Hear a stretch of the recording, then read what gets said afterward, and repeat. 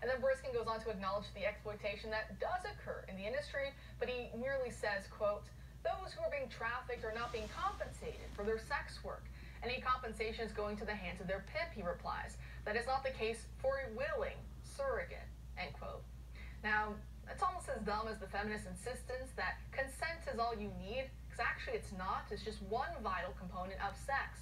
A man who rapes, for example, not only ignores the consent of the woman, violently so, but he's also giving into his darkest desires to serve and to pleasure himself at someone else's expense, to use them like an object, something that porn addicts and promiscuous people do as well, even if they aren't breaking any laws in regards to consent as the rapist does. Same thing here with the sex work and surrogacy comparison by Briskin. Using a woman's God-given gifts of procreation, of using her like an incubator, is not somehow magically made right by just making sure she's given some money for her trouble. The other ethical and moral concerns are still left.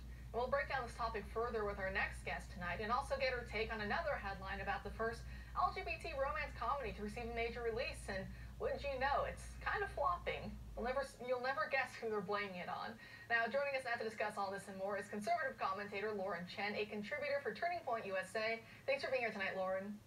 As always, thank you so much for having me. Great. So let's start with the gay couple in New York. Does it appear to you that the rights they want center on the right to use a woman's body, as we're seeing with some of these, like the post-millennial headline?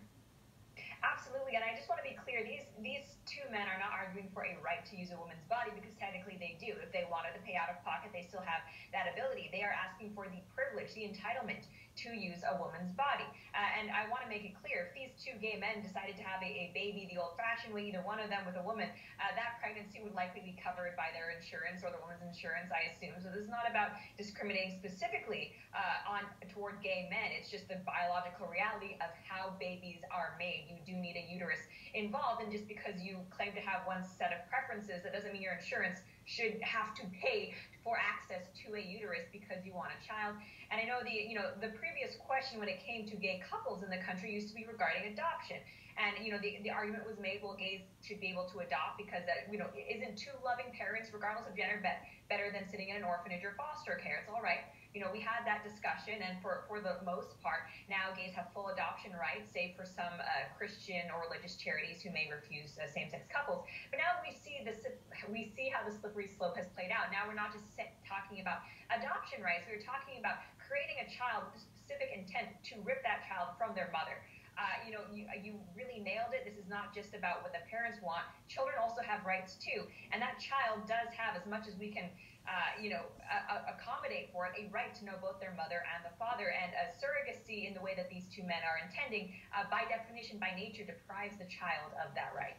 No, that's exactly right. And I just think that the way it's also spoken about is quite, it doesn't make me feel too good. When we talk about the way that the surrogacy is being done right now on